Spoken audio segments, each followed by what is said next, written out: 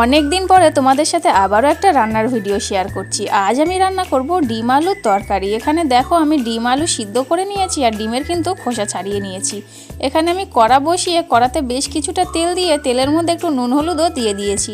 এখানে আমি সমস্ত ডিমগুলো এখন দিয়ে দেব। হালকা লাল করে ডিমগুলো কিন্তু আমি ভেজে নেব। ডিমটা লাল করে ভাজা হয়ে গেছে, এখন আমি তুলে নেব। অনেক দিন পরেই আমাদের ডিম রান্না হচ্ছে। বেশিরভাগ আমাদের মাছ মাংস হয়, ওই জন্য ডিমটা খুব একটা খাওয়া হয় না। আর ডিমটা দেখবে সবারই কিন্তু একটা পছন্দের জিনিস। যাই হোক, এখানে তেলের মধ্যে দুটো তেজপাতা দিয়ে এখন কিন্তু আমি বাটা মশলাটা দিয়ে দিলাম।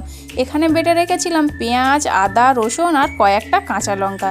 এখন মশলাটা আমি একটু ভালোভাবে কষিয়ে নেব। মশলাটা একটু কষিয়ে নিয়েছি, এখন আমি দিয়ে দিয়েছি টমেটো, এখানে দিয়ে দিচ্ছি পরিমাণ মতো লবণ, এখানে দিয়ে দিয়েছি হলুদ, এখানে দিয়ে দিয়েছি লঙ্কা গুঁড়ো, জিরে গুঁড়ো, ধনে গুঁড়ো দিয়ে একটু জল দিয়ে ভালোভাবে কিন্তু মশলাটা কষিয়ে নেব। যতক্ষণ না মশলা থেকে তেল ছাড়ছে ততক্ষণ কিন্তু মশলাটা এখানে কষাতে হবে। এখানে দেখো মশলা থেকে কিন্তু তেল ছেড়ে দিয়েছে, এখন আমি দিয়ে দিচ্ছি আলুটা দিয়ে কিন্তু আরও কিছুক্ষণ আমি কষিয়ে নেব। আমি সিদ্ধ করে নিয়েছি তাই কিন্তু ভাজিনি। যদি না আলুটা সিদ্ধ করো অবশ্যই কিন্তু আলুটা একটু ভেজে নিতে হবে।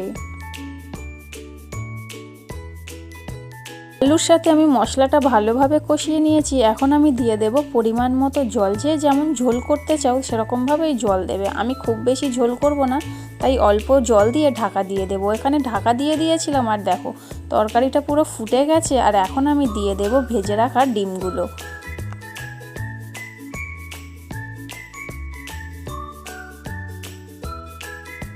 ডিমটা দিয়ে আরও কিছুক্ষণ ঢেকে রাখবো। আর ঢেকে রাখার পরে এখানে আমি গরম মশলা দিয়ে নামিয়ে নিচ্ছি। দেখো তরকারিটা কতটা সুন্দর হয়েছে। যদি কেউ এরকমভাবে বানিয়ে খেতে চাও অবশ্যই একবার বানাবে।